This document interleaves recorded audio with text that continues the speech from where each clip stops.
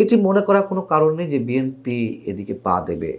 আমরা মোটামুটি এই পর্যায়ে এসে এটুকু নিশ্চিত করে বলতে পারি। এবং এটা তো ঠিক যে বিএনপি কখনোই আওয়ামী লীগ একটি নির্বাহী আদেশের মাধ্যমে তার রাজনৈতিক কার্যক্রম বন্ধ থাক বা বন্ধ করতে চায়নি, বা কোনো রাজনৈতিক দলকেও নিষিদ্ধ করতে চায়নি। এমনকি আন্তর্জাতিক বিভিন্ন গণমাধ্যমে দেওয়া সাক্ষাৎকারে তারেক রহমান তিনি নিজে একাধিকবার কথা বলেছেন যে তিনি কোনো রাজনৈতিক দলকে নিষিদ্ধ করার পক্ষে নন। আসসালামু আলাইকুম। আওয়ামী লীগ কি খুব সহসাই রাজনীতিতে সগৌরবে ফিরতে যাচ্ছে? ফিরলেও তা কবে, কতদিনের মধ্যে এবং কোন প্রক্রিয়ায়?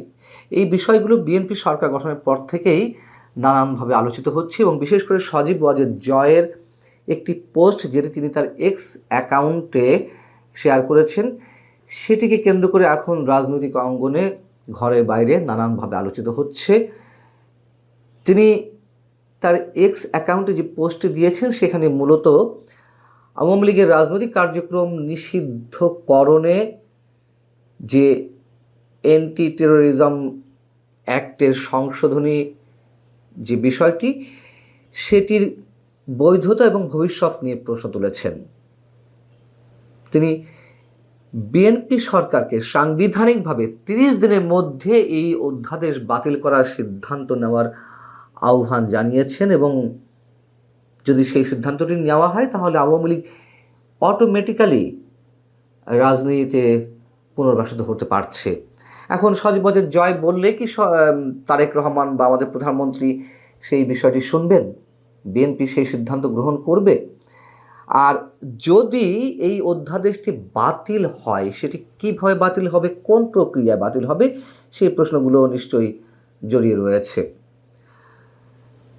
সাবেক প্রধান উপদেষ্টা ডক্টর মোহাম্মদ ইউনূসের নেতৃত্বাধীন যে অন্তর্বর্তী সরকার, সেই সরকার দায়িত্ব পালনের 1.5 বছরে মোট 132টি অধ্যাদেশ জারি করেছে, যার মধ্যে সংস্কার কার্যক্রমে অংশগুলো রয়েছে, এবং এগুলো মূলত রাষ্ট্রপতিকে দিয়ে জারি করা হয়েছে অধ্যাদেশগুলো। এখন সংবিধান অনুযায়ী রাষ্ট্রপতির জারি করা এসব অধ্যাদেশ আইনে পরিণতগুলো করতে গেলে কি করতে হয়?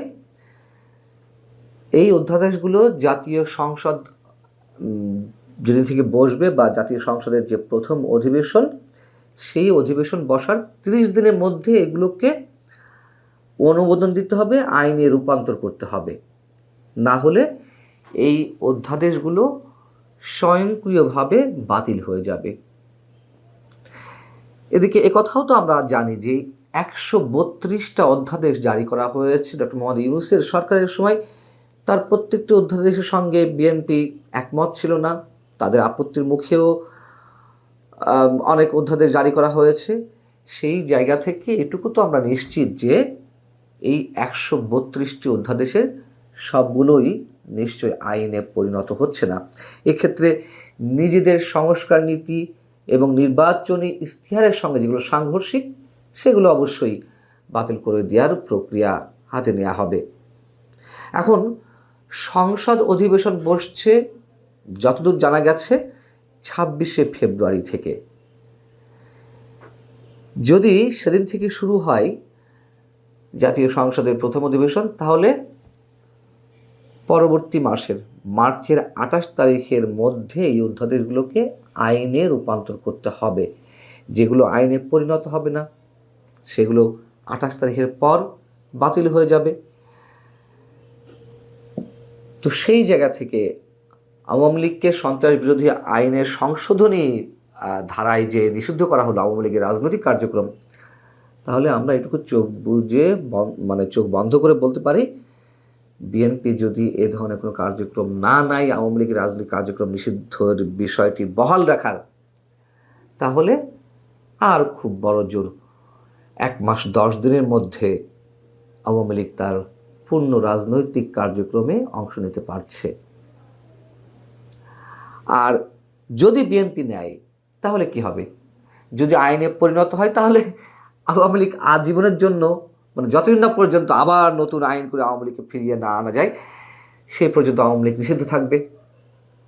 বিএনপি কি সেই ঝুঁকি নিবে? জয় কি বলেছেন তার পোস্টে একটু পড়ে শোনায় আপনাদেরকে। জয় তার পোস্টে এক জায়গায় বলছেন, যদি বিএনপি নেতৃত্বাধীন সরকার এই অধ্যাদেশকে অনুমোদন করে তাহলে এটি অন্তর্বর্তী সরকারের অ্যান্টি টেরোরিজম আইনের অপব্যবহারকে সমর্থন করবে, যা গণতন্ত্রকে ক্ষুণ্ণ করবে এবং আওয়ামী লীগকে রাজনৈতিক ও নির্বাচনী প্রক্রিয়া থেকে স্থায়ীভাবে বাদ দেওয়ার পথ প্রশস্ত করবে। এতে রাজনৈতিক দল নিষিদ্ধকরণের অসাধারণ ব্যবস্থা স্বাভাবিক হয়ে যাবে, তিনি বলছেন। আর অন্যদিকে যদি নবগঠিত সরকার অধ্যাদেশকে অনুমোদন না করে তাহলে এটি অন্তর্বর্তী সরকারের শত্রুতাপূর্ণ দৃষ্টিভঙ্গি থেকে দূরে সরে আসার ইতিবাচক পদক্ষেপ হবে এবং অধিকার সম্মত সংকীর্ণ অ্যান্টি টেরোরিজম ফ্রেমওয়ার্ক পুনরুদ্ধার করবে। এটি মনে করার কোনো কারণ নেই যে বিএনপি এদিকে পা দেবে।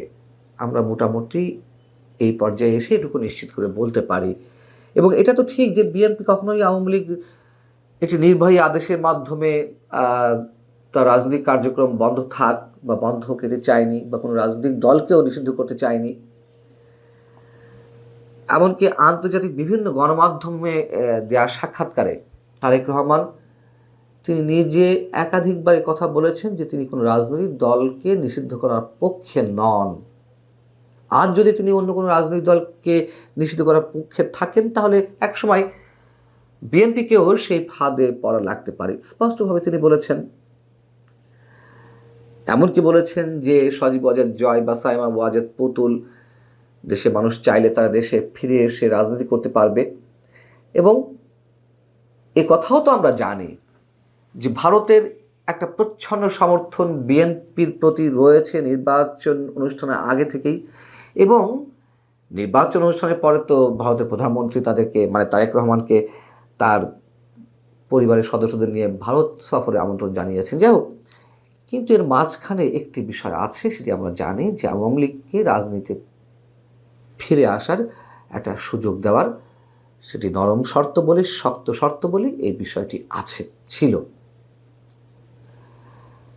এবং সেই জায়গা থেকেই তো আওয়ামী লীগের ভোটাররা এই নির্বাচনে বিএনপিকে ভোট দিয়েছে। একটা ছোট অংশ যদিও জামাতের ভোট ব্যাংকে তাদের ব্যালট পেপারে সিল মেরেছে, এটাও সত্যি কথা, যারা তৃণমূল পর্যায়ে আওয়ামী লীগের নেতাকর্মীদের মাধ্যমে নির্যাতিত হয়েছেন। তো আমরা তো দেখলাম যে 12 ফেব্রুয়ারি নির্বাচনের পরই দেশের বিভিন্ন স্থানে আওয়ামী লীগের যে কার্যালয়গুলো সেগুলো খুলে যাওয়া শুরু হলো। কোথাও কোথাও বিএনপির স্থানীয় নেতাকর্মীরাই আওয়ামী লীগের অফিস খুলে দেওয়া শুরু করলেন। আবার কোথাও কোথাও আওয়ামী লীগ নেতাকর্মীরা তারা স্বেচ্ছাপ্রণোদিত হয়ে নিজেরাই নিজেদের দলীয় অফিস খোলা শুরু করে দিলেন। অতএব আমরা এটুকু বলতে পারি যে আর 1 মাস 10 দিনের মধ্যে পূর্ণ মাত্রায় আওয়ামী লীগ তার রাজনৈতিক কার্যক্রম শুরু করতে যাচ্ছে। যদিও এর মধ্যে কোথাও কোথাও শুরু হয়েছে, তবে এটি অবশ্যই গণতন্ত্রের জন্য ভালো, অবশ্যই নিঃসন্দেহে। তারেক রহমান যে প্রতিশ্রুতিগুলো আমাদের সামনে দিচ্ছেন, আমরা চাই তিনি ইতিহাস হয়ে থাকুন, শুধু আওয়ামী লীগকে রাজনীতি করতে দেওয়ার ক্ষেত্রে নয়, এদেশের দুর্নীতি প্রতিরোধের ক্ষেত্রে, এদেশের যে অনিয়ম স্বেচ্ছাচারিতা রয়েছে সেগুলো প্রতিরোধের মাধ্যমে যদি তার সদিচ্ছাগুলো তিনি বাস্তবায়ন করেন, অবশ্যই তিনি ইতিহাসের অংশ হতে পারেন। ভালো থাকুন সবাই। আল্লাহ হাফিজ।